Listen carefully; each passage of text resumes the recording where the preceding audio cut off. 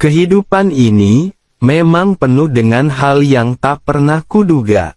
Ayahku, yang selama ini terlihat kuat dan tegar dengan kesendiriannya, akhirnya, ia memutuskan untuk menikah lagi. Padahal, sudah bertahun-tahun ia hidup sendiri membesarkanku seorang diri, setelah ibu kandungku memilih pergi. Ibu kandungku yang dulu kukagumi, tiba-tiba, entah setan apa yang berbisik di telinganya, ia memutuskan untuk meninggalkan kami tanpa alasan yang jelas. Padahal, ayahku bukanlah lelaki sembarangan. Pekerjaannya sebagai manajer di sebuah perusahaan, membuat kami tidak pernah kekurangan materi. Ibuku memilih pergi meninggalkan ayahku yang setia, untuk menikah dengan pria yang usianya jauh lebih muda darinya. Aku tak pernah benar-benar paham apa yang ada di benaknya saat itu. Apakah ia mencari kebahagiaan yang tak ia temukan di rumah ini yang tak pernah kusadari? Waktu pun terus berlalu, dan kini, akhirnya ayahku memutuskan untuk membuka hatinya untuk wanita lain lagi. Dia menikah dengan seorang wanita yang berusia 46 tahun. Perempuan itu bukan sekadar istri baru ayahku, tapi juga menjadi sumber pengalamanku, yang takkan kulupakan sepanjang hidupku. Aku memanggilnya Bunia. Melalui Bunia, aku mulai menyadari bahwa ayahku mungkin memang tak pernah benar-benar paham. Ayahku memang hebat dalam memberikan nafkah lahir, tapi bagaimana dengan nafkah batinnya? Disinilah pada akhirnya, aku berperan menggantikan ayahku, untuk menolong ibu tiriku tersebut. Inilah awal kisahku dengan ibu tiriku, yang membawa warna baru dalam kehidupan kami. Sebuah kisah yang mengajarkanku, bahwa cinta dan kebahagiaan, tak selalu sesederhana yang kita bayangkan, bukan hanya soal materi saja. Pengalaman ini berawal, ketika ayahku memutuskan menikah lagi setelah sekian lama ia hidup sendiri. Dan akhirnya, aku pun bisa menyimpulkan, kenapa waktu itu ibuku memilih berpisah dari ayahku. Hal itu karena, ayahku tidak mampu memberikan nafkah batin padanya, sesuai yang diharapkan oleh ibuku. Kok, aku bisa tahu? Ya, aku jadi tahu akan hal itu, setelah aku mendapatkan kesempatan saling menolong dengan ibu tiriku, istri kedua ayahku. Dari Bunialah akhirnya, aku bisa menyimpulkan, bahwa ayahku itu kurang mampu dalam hal memberikan nafkah batin untuk istrinya, walaupun untuk nafkah lahir, ayahku bisa memberikannya lebih dari cukup. Sebut saja namaku Kevin, setelah sekian lamanya aku hanya tinggal berdua saja di rumah itu dengan ayahku, pada akhirnya, ayahku menemukan jodohnya lagi. Sehingga akhirnya, tinggallah di rumah itu kami bertiga, aku, ayahku, dan Bunia. Ibu tiriku yang sudah berusia 46 itu, memiliki pesona yang begitu memancar darinya. Sehingga, aku pun berpikir, ayahku sungguh pintar mencari pasangan hidupnya. Sedangkan ayahku, ia sudah berumur 57 tahun.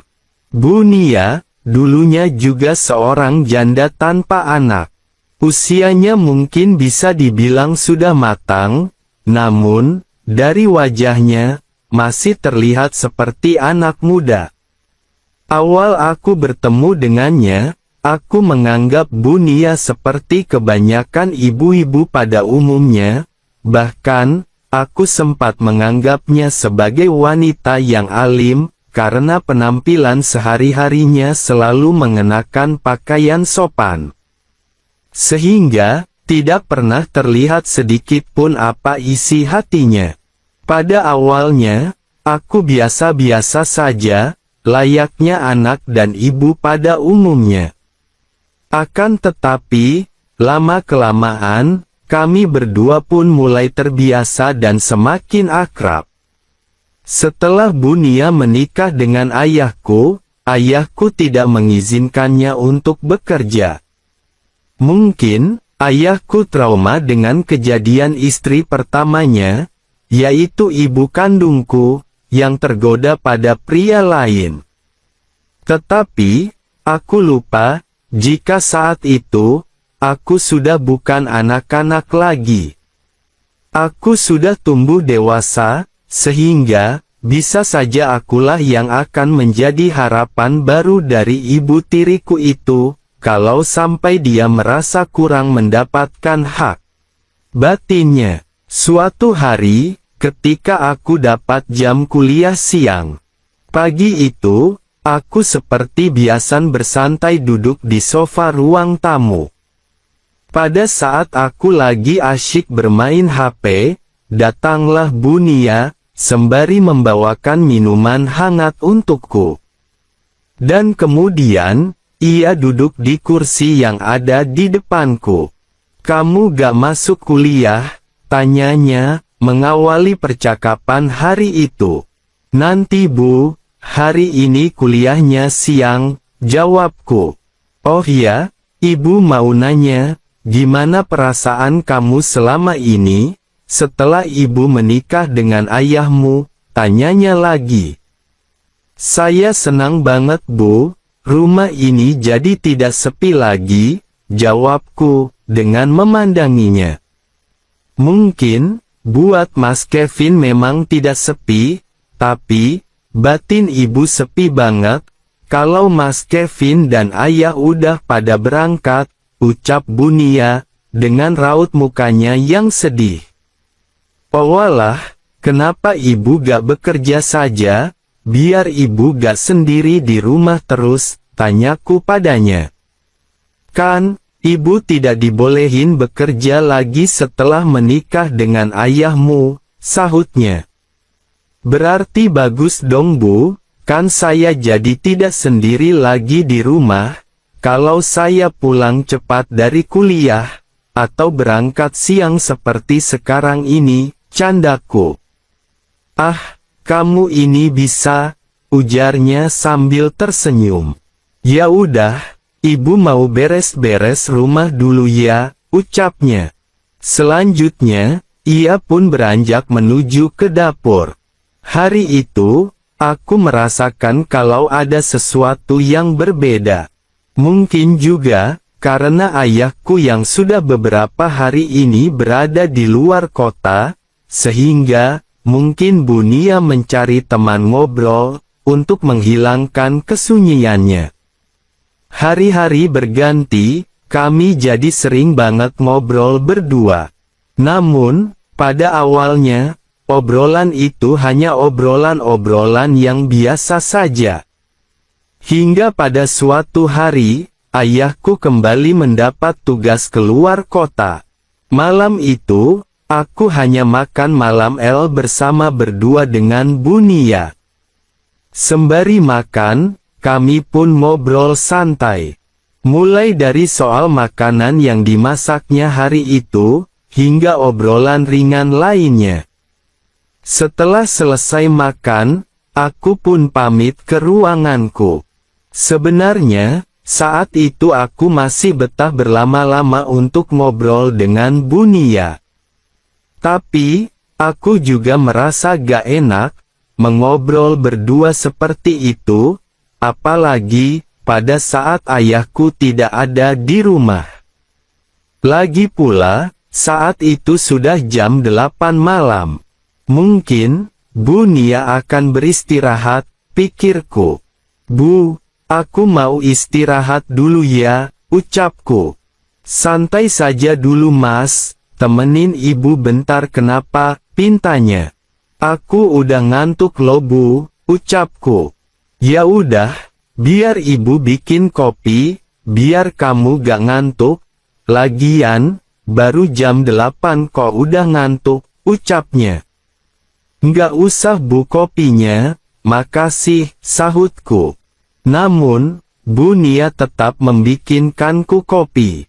Dan kemudian, ia mengajakku untuk melanjutkan obrolan di sofa di depan TV ruang tengah. Akhirnya, kami pun melanjutkan obrolan dengan bersantai. Namun, entah kenapa, obrolan di malam itu sedikit berbeda topiknya dari yang sebelumnya. Malam itu, tiba-tiba, Bu Nia menanyakan tentangku. Mas Kevin, kok ibu perhatikan, kamu nggak pernah ngajak perempuan ke rumah ini, padahal kan, pria seumuran kayak kamu ini, pasti lagi gencar-gencarnya pacaran, tanya Bu Nia. Aku belum punya pacar loh Bu, aku lagi konsentrasi kuliah dulu, sahutku. Tapi kan, kalau pacaran, pasti sudah pernah kan, ucapnya lagi, seraya senyum-senyum. Enggak juga Bu, paling, suka aja sih pernah, tapi, kalau pacaran sih belum, jelasku. Masa sih? Pemuda seganteng kamu belum pernah pacaran Mas, ucapnya. Entah kenapa aku berpikir, ia seperti sedang berusaha mengarahkan pembicaraan kami ke dalam suatu obrolan yang tertentu itu. Sebenarnya, akhir-akhir ini, aku juga merasakan sesuatu yang berbeda, setelah semakin akrab dengan ibu tiriku itu, seperti suatu perasaan yang tak bisa kujelaskan dengan kata-kata.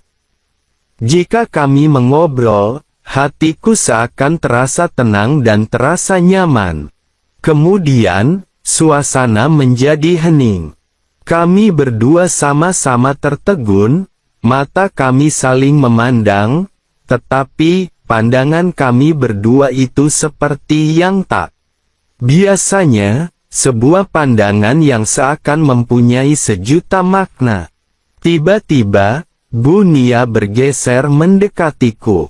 Aku hanya bisa terdiam, karena begitu kaget dan canggung dengan kondisi demikian itu. Namun, tak lama berselang, aku pun mulai memberanikan diri untuk terlihat santai. Sehingga, saat itu, kami saling memandang, dan yang membuatku terkejut, tanpa berkata apapun, ia seolah tanpa sadar, memberikan sebuah tanda kasihnya pada mulutku. Aku begitu takjub, namun juga, aku seakan tak mempercayai apa yang telah terlewati. Dan setelah itu, tiba-tiba Bu Nia seperti tersadar dengan suasana yang telah ia ciptakan. Maafkan ibu ya Mas, ibu sudah kelewatan, ucapnya, sambil cepat-cepat beranjak dariku. Enggak kok Bu, ibu gak salah, jawabku. Pada saat itu, terlihat ia begitu tersipu, karena, dari raut wajahnya, aku dapat melihat semuanya. Dan begitu pula denganku. Saat itu, sebuah gejolakan yang sudah terlanjur tak bisa teredam, dalam keheningan beberapa saat, tanpa aku sadari, tatapan Bu Nia tertuju pada sesuatu padaku itu. Dia memperhatikan perubahan sesuatu itu, yang mulai memberikan suatu reaksi demikian. Bu, maaf Bu, ucapku, seraya menghalau sesuatu itu. Ia terlihat hanya tersenyum, dan kemudian, ia langsung beranjak berdiri. Sungguh tidak kusangka-sangka, dengan lembut, ia mulai memindahkan penutup makanan yang sudah siap dimakan itu. Dan dengan spontan, aku begitu kaget dengan suasana yang telah tercipta. Aku hanya terpaku menyaksikan panorama alam yang begitu indah, tanpa ada awan yang menghalangi. Dalam hening, dan tanpa berpikir panjang lagi, ia mulai memberikan salam perkenalannya padaku. Dan dengan senang hati, aku pun langsung mengikuti arah jalan yang telah tercipta.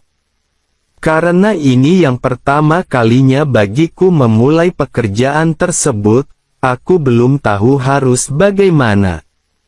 Yang pastinya, Bu Nia sudah sangat berpengalaman dalam pekerjaan yang menguras emosi tersebut.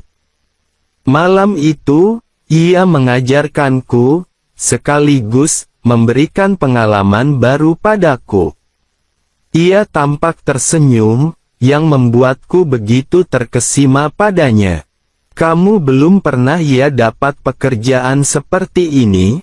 tanya Bu Nia, saat melihatku tampak bingung seperti itu. "Iya Bu," jawabku singkat.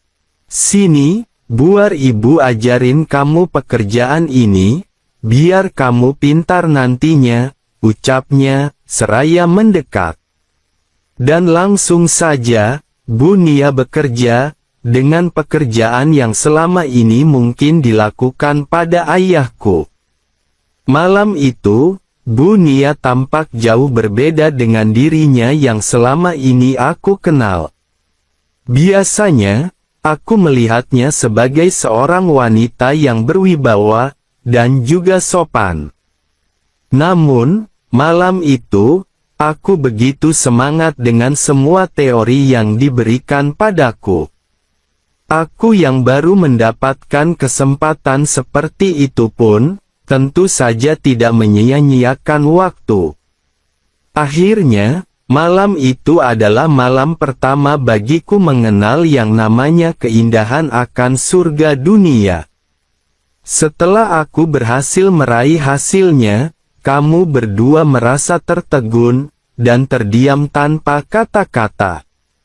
Setelah nafas kami kembali teratur, aku segera berbenah, begitu juga dengan Bu Nia, sebelum akhirnya kami berpisah.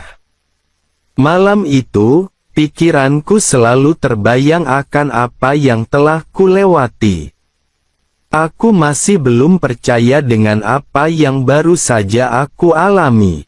Namun, di sisi lain, ada perasaan takut dengan apa yang telah terjadi.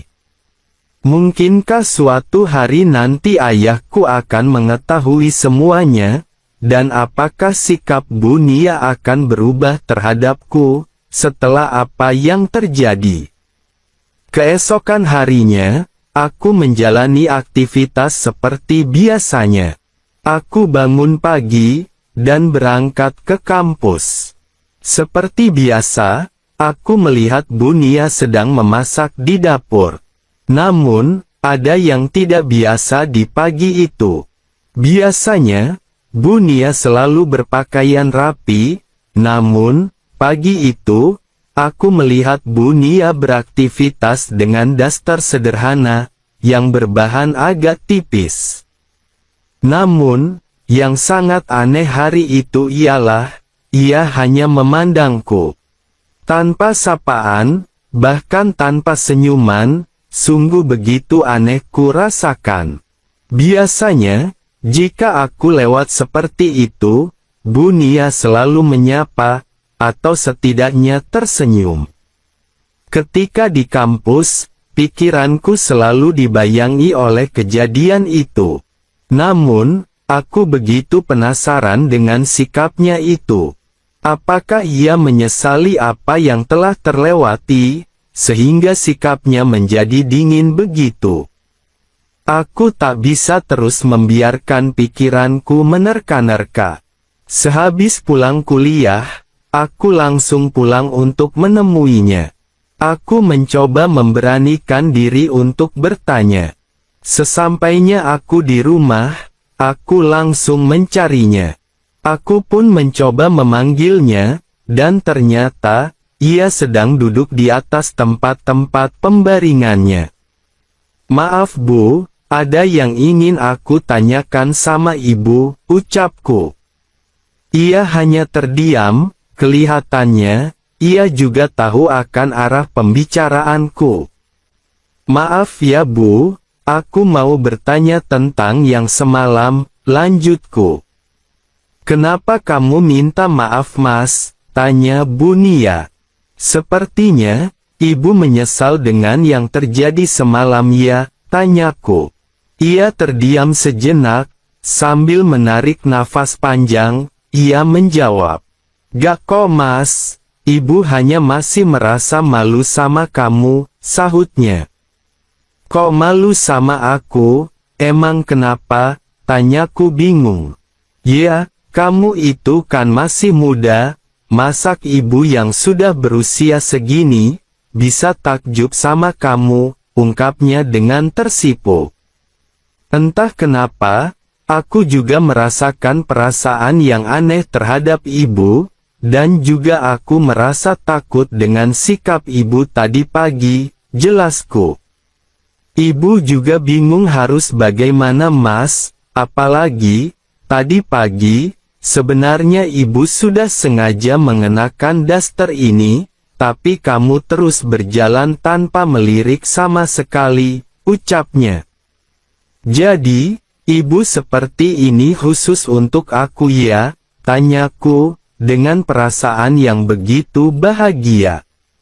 Entah kenapa, saat bangun pagi tadi, ibu kok seperti masih teringat dan ingin mengulang kembali, jadi, ibu langsung mengambil daster ini, malah kamu nggak melirik sedikit pun, ucap Bu Nia, seakan merajuk.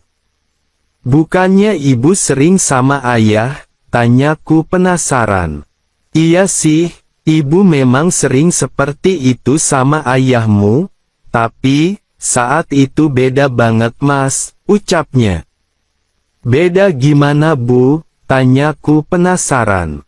Setelah menikah dengan ayah, ibu baru semalam itu bisa sampai hasil yang maksimal, ucapnya. Kalau sama ayahmu, paling cuma sekejap aja, bahkan, ibu gak pernah mendapatkan hasil yang maksimal, ungkapnya. Aku tidak bisa berkata apa-apa. Aku terpaku memandangnya yang begitu berkarisma. Kamu kenapa bengong gitu sih Mas, tanyanya. Oh, enggak apa-apa Bu, jawabku. Mas Kevin, bolehkah ibu minta tolong sama kamu lagi, pintanya. Tolong apa sih Bu, sahutku. Ibu, minta tolong, untuk kita dapat seperti demikian itu lagi, ucapnya. Kalau untuk ibu, semua akan kuberikan, ujarku. Singkat cerita, saat itu juga, kami pun kembali bekerja dengan pekerjaan yang sangat kami idam-idamkan. Setelah semua berlalu, kami menyimpan rahasia itu dengan rapat. Aku begitu senang bisa membantu ibu tiriku itu. Namun, kami harus berhati-hati, agar semuanya tetap terjaga dengan aman.